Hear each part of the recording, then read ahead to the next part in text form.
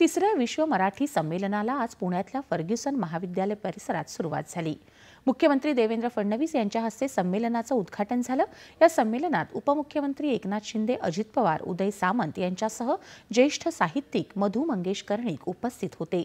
राज्य सरकारचा पहिला साहित्य भूषण पुरस्कार मधु मंगेश कर्णिक यांना मुख्यमंत्र्यांच्या हस्ते प्रदान करण्यात आला। मराठी भाषेला अभिजात दर्जा मिळाल्यानंतरचं हे पहिलंच संमेलन आहे। ही आपल्या सर्वांसाठी आनंदाची बाब आहे, अशी भावना मुख्यमंत्री फडणवीस यांनी यावेळी व्यक्त केली। मराठी भाषेला अभिजात दर्जा दिल्याबद्दल त्यांनी पंतप्रधान नरेंद्र मोदी यांचेही आभार मानले। मराठी माणूस जगाच्या पाठीवर सर्वत्र असून मराठी माणूस वैश्विक विचार करणारा आहे, असं मुख्यमंत्र्यांनी आपल्या भाषणात सांगितलं।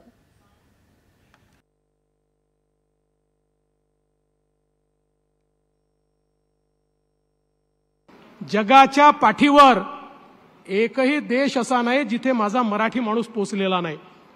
भाषा ही भावना व्यक्त करण्याचं साधन असतं, ते संपर्काचं साधन असतं आणि केवळ अभिव्यक्ती नाही तर अभिव्यक्तीतून सृजन करण्याचं साधन देखील आपली भाषा असते। आणि म्हणूनच खऱ्या अर्थानं आज मराठी भाषेला अभिजात भाषेचा दर्जा मिळाला। ही दर्जा म्हणजे राजमान्यता आहे।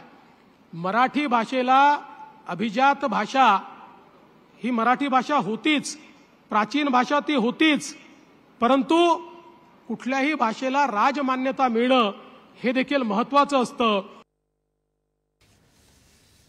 येत्या 2 फेब्रुवारीपर्यंत चालणाऱ्या या संमेलनात शोभायात्रा, चर्चा, परिसंवाद, मुलाखती, सांस्कृतिक कार्यक्रम, लोककलांचं सादरीकरण अशा अनेक कार्यक्रमांची रेलचेल असणार आहे।